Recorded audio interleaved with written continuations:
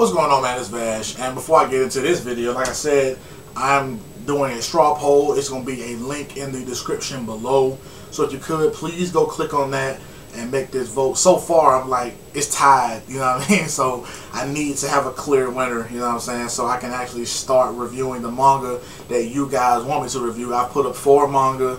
You can go there and vote, or you can tell me in the description below which one you want me to start reviewing, you know what I'm saying? So please go there and vote, or tell me, you know what I'm saying, in the description below, you know what I'm saying, which one you want me to vote on. I mean, which one you want me to start reviewing.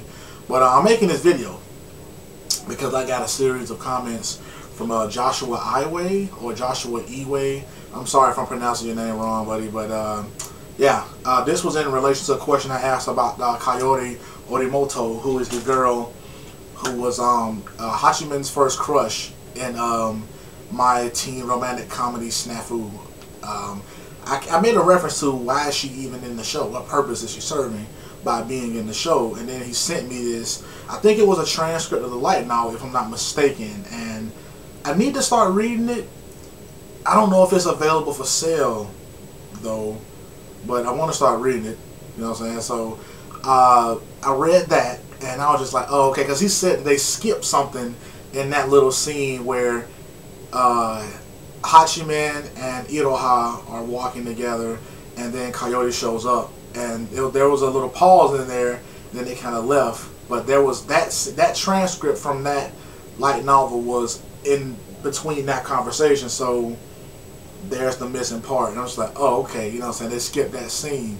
Now, a few things after I read this. One is, why did they skip it? And I think I know why, right? First thing is, why did they skip it? The second thing is this dialogue supposed to paint Hayato as a likable character? And 3, is this dialogue supposed to paint Kaori as a redeemable character? So that's kind of where I'm going with this. So when I read that, I'm not going to go into full detail about it. You guys can read it too. It's still in the comment section. I'm not going to go into full detail about that. But basically, what happened was Kaori kind of highlighted that her and Hayato dated each other, sort of, you know what I'm saying? They sent texts back and forth to one another with plans on dating and all that sort of stuff. But when he committed that whole social suicide thing by saying that Hachiman had met girls who were way better than those two, that they shouldn't treat Hachiman that way and all that sort of shit, they kind of ended on bad terms, you know what I'm saying? So that's kind of where her attitude is towards Hayato. So I'm kind of like, okay, now, why did they leave that out? Because someone told me something else about Iroha, which was a major fucking spoiler, so I'm going to put it up right now. Spoiler alert, okay? Do not watch beyond this point if you don't want this shit to be ruined for you, because it was ruined for me, because someone on Facebook told me that shit. My Facebook is going to be in the description below too. Somebody on Facebook told me that Iroha somewhat likes Hayato, I'm assuming, and liked him, and confessed to him, and he turned her down because he was like, I'm not the one who's really on your mind. You know what I'm saying? Because she never was herself in front of him, but she was herself in front of Hachiman. So I'm assuming that that translates to that she really wanted to confess to Hachiman in a way, or she likes Hachiman, and Hayato knows that. You know what I'm saying? So that's why he was like, no, there's no way that I can date you because I'm not the one that you truly like. So I'm just kind of like, okay, now, the thing with Iroha, the thing with Kaori is that scene where her and Iroha and Hachiman were all talking with one another outside, as they were going to that council meeting and all that shit. They left that part out about her saying to Iroha and Hachiman about the shit with Hayato and all that sort of shit. And she even left out the fact that Hachiman had confessed to her in the past. So I wondered why initially. At first I was like, why did they leave that out? If that's a part of the scene in the light novel, why would they leave that out of an anime?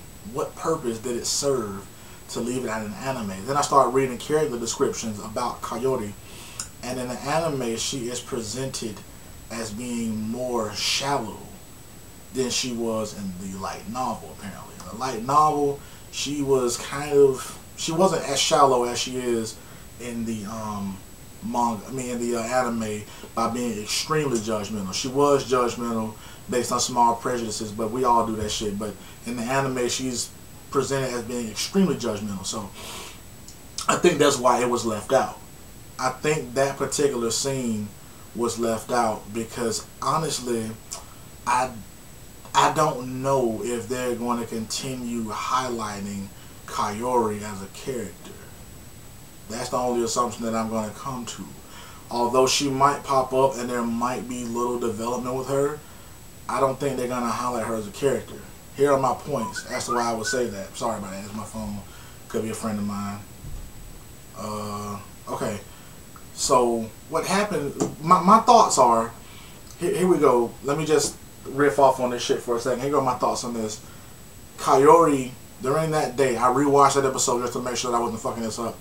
Kaori, on the date, the double dates that was happening, whatever, she constantly, after running into Hachiman with Haruna, who was a good-looking girl, and after seeing Iroha come up and speak to Hachiman, again, a good-looking girl, she starts to make the comparison between Hachiman and Hayato. She does it a lot. Initially, she just kind of kept joking around with it, but she did it more after Iroha showed up. You see what I'm saying? So the point that I'm trying to make is, if Hayato was really the object of her affection, why did she feel it necessary to compare Hachiman to Hayato? That's my question. Okay? I'm saying that because I feel like if she might be that sort of character in the light novel, I feel like in the anime they did it because she is supposed to be a character that's supposed to be redeemed. The only way that I'm seeing that this shit is going to happen is that she in the anime, don't know if it's going to happen in the light novel, but she in the anime is going to try to genuinely form a relationship with Hachiman. But if she had stated to Iroha or to other people that she had turned down Hachiman in the past, it would have seemed like she was doing it more out of pity because of the type of motherfucker that he is in high school. You see what I'm saying? Him being a social outcast and all that sort of shit, it would seem more like she was doing it out of pity. So if she doesn't tell anyone about his antics in the past, about him confessing to her and all that sort of shit, and even with her knowing what type of person he is, she still gets closer to him, that does make her a redeemable person. That's what I think is going to happen. I personally think that she's going to try to form a true friendship with Hachiman. But I feel as though that her character making that comparison, like, I could be reading into it a lot, but I feel like her character making that comparison between Hachiman and Hayato served to show that either A, she regrets the way that she treated Hachiman, which I'm not going to go too far on, or B, she has to put him down to, like, pretty much reassure herself that she did the right thing by not getting close to him. You see what I'm saying? Because when she, think about this. Iroha only thought to herself, she probably thought to herself that she was the only girl that ever got close to Hachiman, somewhat. The only girl that he spoke to in the school, probably because no one else spoke to him, and then he confessed. So she was probably just like, yeah, I was the only one that he ever sort of had. This is the only relationship he was ever going to have. Or she probably didn't give a fuck. He was probably just another run-of-the-mill guy for her, just a weird-ass kid in class. Never thought too much of him, probably. But to see him with Haruna, who was really close to him, you know what I'm saying? She seemed really close to him. She seemed, if just on the outside looking in, they seemed close. So that's one person. Iroha also approached him first because Hayato was also there. She left from being with Tobe to coming over to Hachiman. You see what I'm saying? So that's something else that Kaori had to see. And then to see Yukino and Yui, the two girls who were supposed to be better than her, that probably threw her for a loop. You see what I'm saying? That probably threw her off. You know, so I feel as though especially with the first two, with Haruna and with Iroha, she really had to kind of like just pump herself up, you know what I'm saying? Like heighten her own self that yes, I made the right decision by not getting close to him. But at the same time, it was probably niggling her because you got to think, if he has met these people since high school, I mean since middle school, he must not have been the person that I thought he was. And then to have Hayato say what he said to her, that only confirmed that she was wrong and that, you know, Hachiman wasn't the person that she thought he was in middle school. Now, on to my second point. That dialogue that I was sent, was that supposed to make Hayato a redeemable character? I think it was supposed to, but in my eyes, I still don't give a fuck. Okay? I'm going to tell you why. It's not that I'm extremely I do hate that character. Okay? But my hatred aside, I'm going to tell you why, to me, that shit does not fucking matter. To me, it doesn't matter. Prior knowledge makes it not matter to me. To me, if you have prior knowledge of some shit, it doesn't negate the fact that you helped out somebody. Okay? To me, that doesn't negate the fact. If I know that my friend, say like I got a friend who beats on this girl, right? And I know that he was drinking and that he's going to fucking probably smack up this girl when he goes home. Okay? I know that. Prior knowledge, I know that. If I call her in advance and tell her, hey, get out of the house because he might smack you up or whatever, and she leaves, that doesn't make me a good person. Because a good person would tell her to get the fuck out of the relationship and stop being abused. You know what I'm saying? That's kind of what Hayato did. Hayato knew the situation. He knew that that was a girl that Hachiman had confessed to.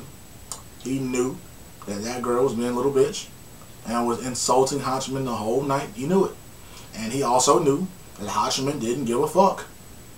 That's just his personality. He didn't care. So for you to commit social suicide to put yourself in his place, instead of it being all on him, now it's all on you. You're in his shoes. That doesn't make you a good person.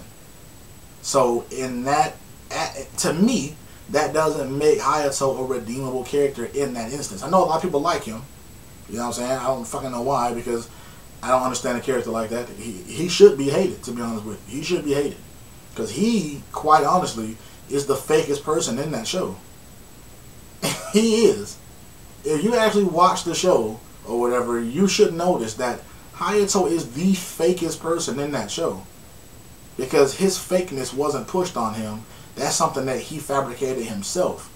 Hachiman sort of, because I don't think Hachiman is the way that he is, especially because every time we see the shit in the anime, when they show him in his past, his eyes are always kind of blanked out. We never see his eyes. So I'm assuming he always didn't have that dead look in his eyes. But his persona was pushed onto him, and that persona slowly began to eat away at his face, and now that mask is his permanent face. You see what I'm saying? But Hayato is someone who didn't have this forced on him, and he chose to be fake. He's the worst character in the show. He's choosing to be fake. So in my eyes, that doesn't make him redeemable. That doesn't make him a good character. That situation with him helping Hachiman out didn't make him a good character. I do feel like Kaori could be redeemed. I really do feel like she's going to reach out to Hachiman to try and be his friend. Like on some serious shit. I don't think she's going to try and do it, you know what I'm saying, like how it was in middle school, just arbitrarily offer him some sort of fucking token friendship. I think that she's going to genuinely try to be his friend because she sees the shit that he's doing with the student council, and she sees the type of person that he is. She sees the company that he attracts. You see what I'm saying? So I think that she's going to have to realize that shit. I think she's going to try and be friends with him. I do. Especially because he's the type of person who keeps the company of a beautiful older woman in Haruna, a beautiful younger girl in Iroha, two beautiful girls his own age, and a guy like Hayato, who in Kaori's eyes is like God's gift. You see what I'm saying? So he's able to keep the company of those people. So you have to ask yourself, what the fuck didn't I see in him? Or did I even know him at all? And she did not. So I appreciate you, Joshua, for sending me this. You know what I'm saying? I really do appreciate that shit. You have any more information that you want to provide, even if it's some spoilery type of shit, man, I don't care. I really thank you for sending me this shit, because that's why this show is so amazing, because it makes me think about this shit on a social level, man. Because I was never the sort of social outcast in school. In elementary school, I was kind of like the smart dude. In middle school, I was kind of like, you know, when you were in middle school, teenage age, you just kind of start, you know, I guess the testosterone when your balls start to get, you know, in the high level, you just want to fight motherfuckers. So that's kind of what I did. And in high school, I played sports and I read books and shit, you know what I'm saying? So that was kind of it. You know, it was only in college where I just kind of stayed to myself for the most part.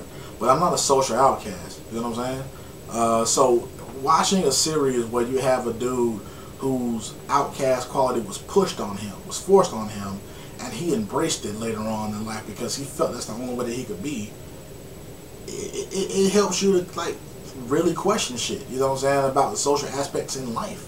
And that's dope.